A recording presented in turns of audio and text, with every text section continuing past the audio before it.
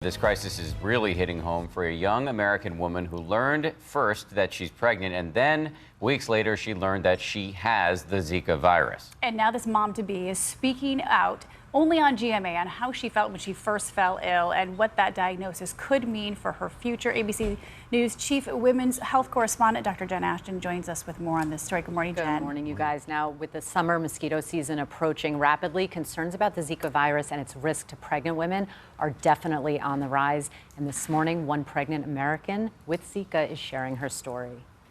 This morning, for the first time, a pregnant American woman is coming forward, speaking on camera after testing positive for the Zika virus. It's really heartbreaking, knowing that I got Zika. Sarah Mujica believes she was infected with Zika in February while visiting her fiancé in Honduras.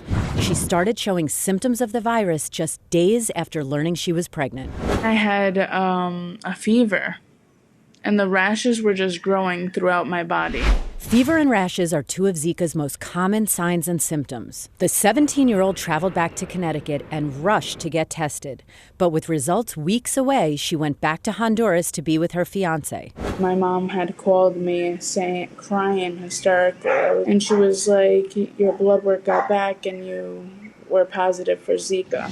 In a statement to ABC News, the Connecticut Department of Health saying, "We have been preparing for months both to address positive cases and put measures in place to help prevent mosquito-related transmission." There thus far have been no local transmitted cases in the continental United States.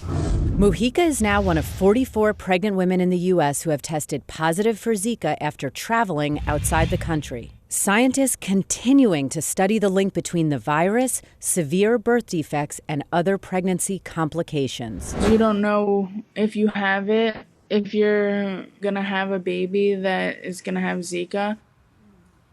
Clearly an evolving medical story with still more questions than answers at this point. And Jen, we should be quick to point out we don't know how it has affected the baby right now. So when will we have some clarity on how it will affect the baby and how they're going to monitor both mom and baby? Well, once we make the diagnosis, we do what's called serial sonograms. We're checking for the growth of the baby, the amniotic fluid, the placental function, and of course, brain development. Speaking as an OBGYN, what would your advice be to pregnant women right now?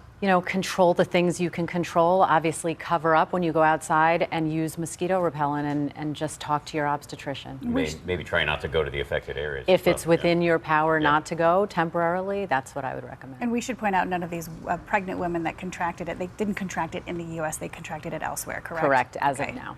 Good distinction. Thanks, Jen. You bet. Appreciate it.